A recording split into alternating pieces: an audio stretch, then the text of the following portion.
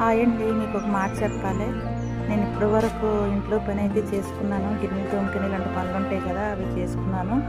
బాబు నేను దగ్గర లేనప్పుడు ఎలా ఉంటాడో మీకు కూడా చూపిస్తాను. కుర్చీలో కూర్చోబెట్టి అయితే నేను పని చేసుకున్నాను.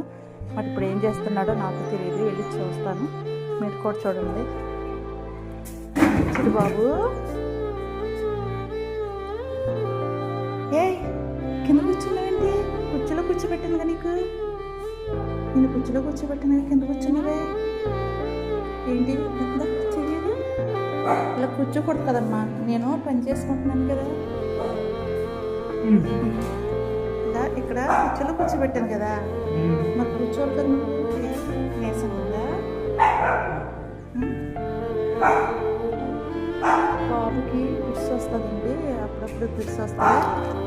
ఫిట్స్కి అయితే ట్యాబ్లెట్లు వాడుతున్నానండి. పొద్దున్న ఒకటి సాయంత్రం ఒకటి వేసుకోవాలి. నీరసం కంపల్సరీ. పిలవచ్చు కదమ్మా, నేను పని చేసుకుంటున్నాను కదా, నేను పిలవచ్చు కదా. నేను ఇబ్బందా? ఫ్యాన్ కూడా వేసుకోలేదే, వేడి వచ్చేస్తుంది కదా. చూసారండి, నేను దగ్గర లేకపోతే కింద కూర్చున్నాడు. నేను కుర్చీలో కూర్చోబెట్టి వెళ్తే కింద కూర్చున్నాడు.